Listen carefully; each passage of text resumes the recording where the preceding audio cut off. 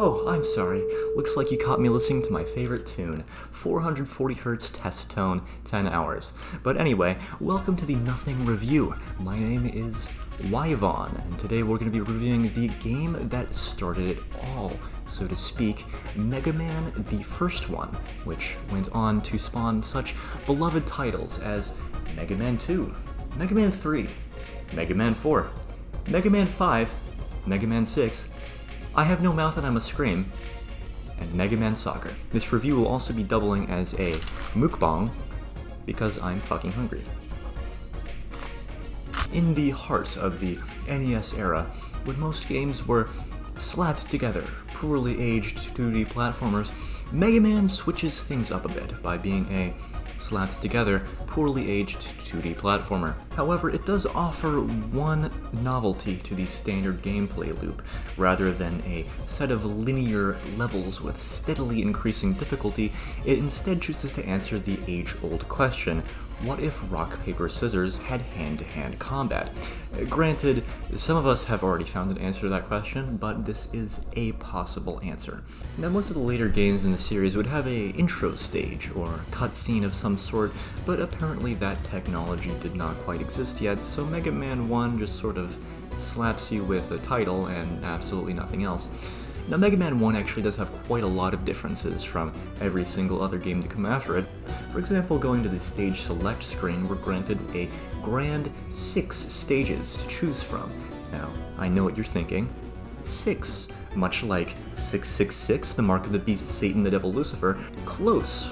It does contain a petite amount of devil energy, but fortunately the devs recognized this and managed to patch it out in every single game to come afterwards. Including, may I add, Mega Man 1 again in its remake. Now, call me a sinner, but I actually do like the number of 6 to start with rather than 8 or 4. When you go up to 8, it just makes the last bunch really easy to beat because you already have all the weapons. When you go down to 4, it just kind of makes the boss orders not as fun to figure out. There's just that sweet spot in between, and fortunately Mega Man is allergic to odd numbers, so the only other choice is 6. This is also one of the only games to actually make sense, in terms of boss order, that is. Later on, when we're getting to sheep type versus baseball type, which one wins? It's like, no. Fire and ice, you can reasonably use some critical thinking there. This is just kind of a byproduct of the fact that there's only so many types of Robot Masters you can make with this type of game design. I will maintain, though, Mega Man 1 did execute this part of the game close to perfectly. Every boss has a single clear weakness, and the stages actually get easier if you have the right weapons rather than you just being able to use this single default weapon the whole time. Hidden Easter egg alert. Booey! Booey! That's the sound an alarm makes. Did you know you can dip your console in battery acid to unlock the secret Funner mode? Play through all the hidden levels, fighting cruel enemies such as Infinite Torment Man, etc. Whoa. It's really stale and dry. Let's go through the stages. Cuts Man. Did you know this stage is the best stage created in any game ever? According to Capcom, at least. Holy shit, they just don't leave this one alone. Mega Man gets to venture through the cutting factory, where cutting is made. The fun part is getting to just walk past all the stage hazards and enemies without fighting them, because they don't hurt you if you just keep walking. The boss himself is actually pretty easy to beat once you figure out the attack patterns, but I think people were gaslit into thinking that they have to choose this stage first, just from the whole rock, paper, scissors thing. I mean, he is literally made of scissors. When you're playing as Rockman, it's kind of the logical step. Also, since on the stage select screen, this stage is by default selected first, I think people sort of used that and thought it was the best course of action there. Given that his weakness kills him in 2 hits though, I think that there is a much better stage that you can choose first if you want the weapon for, which is of course Infinite Torment Man. I think you should choose that one first. By the way, I think we're forgetting, what actually is this stage? Like, what is this actually supposed to be? Teal bricks? What is he cutting here? What is Cutman cutting? There is nothing to cut. There are no trees, okay? Elect Man. Attention ladder fans, this stage is for you. This also applies to poorly designed level fans who will be having the time of their life on this one on account of it's so long and it sucks dick. Almost all of the stage hazards cannot be destroyed by your default weapon, or at all, and the ones that are usually positioned right on top of pits. This means that the randomized health drops or ammo drops that the game is balanced around are very few and far between.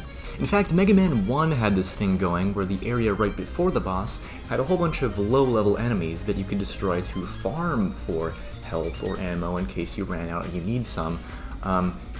Except that the one before Elecman stage is just these, like, electricity things that you can't actually defeat, meaning you're fucked. Yeah, that's what it means. So this makes that impossible. As if to plead with you, one last time. Why continue playing the stage when you can dip your head in tar? One other thing this stage has to offer is this mysterious contraption locked behind a cube of piss. Now the only way to dispose of this piss cube is by playing Gutsman stage before Elecman stage. Or alternatively, Mega Man 1 is very good about giving you choices. You can also, if you want, you can play Elecman stage before playing Elecman stage. That's your only other option.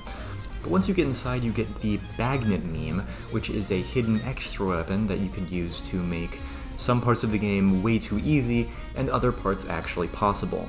And this is actually required to beat the game, which it doesn't tell you, so I hope you don't play this stage first or you just fucked. Fireman Sam. I actually really like this stage. It's perfectly emblematic of the ideal Mega Man gameplay loop, in my opinion, and the music is quite a gem as well. Although it is kind of weird that that one stage hazard just appears for a single screen and then never again in the entire rest of the game. A little odd. Also, why is there a hole here? Sadly, even though the stage is quite good, the boss fight itself is absolute garbage. The attack patterns are about as easy to predict as Capcom's release schedule. Bob Man. You'd expect the stage based on WMDs to be a little bit more exciting, but really it's pretty cut and dry. The real standout character here is Sniper Joseph, this enemy with unusually complex AI that just does not leave you the fuck alone, ever. Pretty polished level though. Eyes Man. Did you know that Iceman stage has won the Oscar for Best Ice Physics in a Mega Man game, not once, not twice, but 50 million trillion years in a row? Yup, it's real. This stage, along with Elecman stage, introduced disappearing blocks to the Mega Man series, something that would show up in just over 100% of the games to follow, and something that is actually fucking fun in almost 0% of them. I feel like the point of the Mega Man gameplay loop is sort of fighting the level. It's an action game, you're actually fighting stuff. It's sort of, from a Taoist perspective, it's very yang, compared to a yin game, like a racing game or Sonic or some shit. In Mega Man, you're fighting, the level is giving you challenges, which you must surmount. So then you're going through all this and you get to a screen with disappearing blocks on it, and that all screeches to a halt for 45 minutes while you have to predict where these blocks are going to appear next. Much less in line with gameplay speed of an action game, a little bit closer to maybe a game of solitaire or chess. You're doing jumps in some cases that you can't even predict. Death penalty.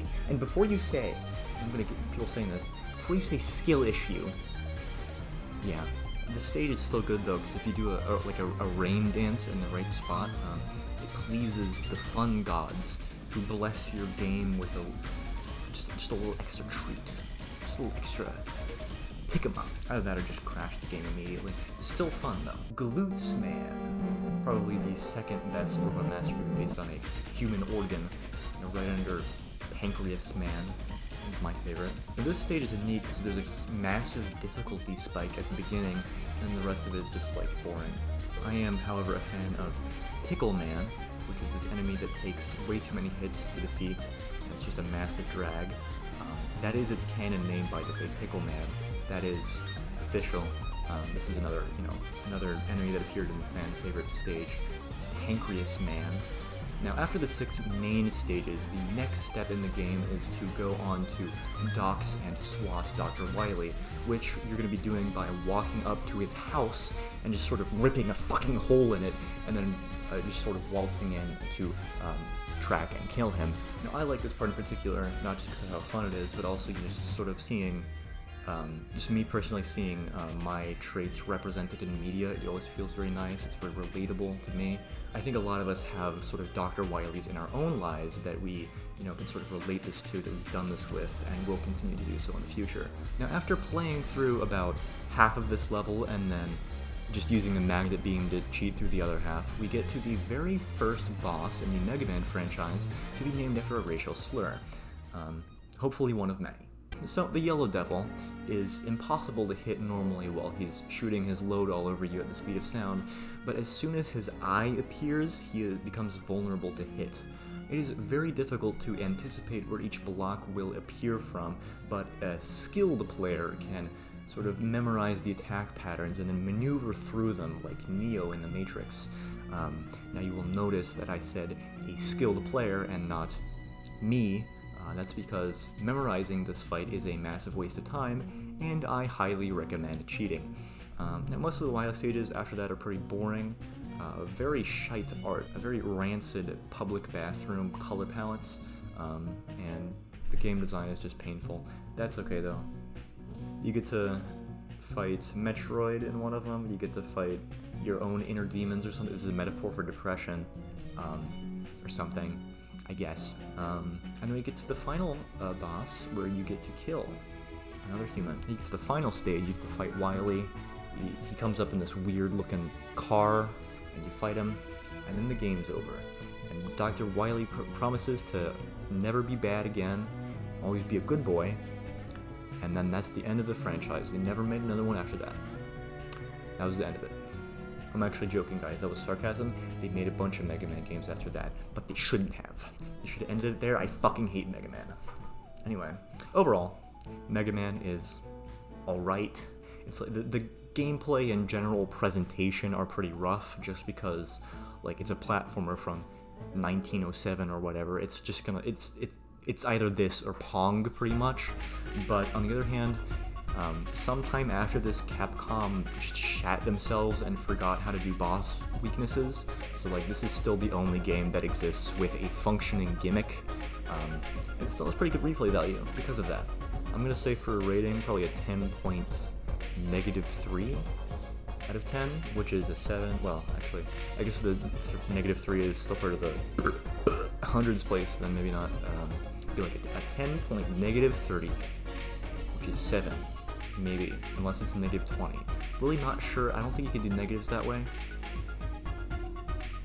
It's a 7. Fuck yeah. My point is that it's a 7 out of 10. Okay, that's all you need. That's all that matters.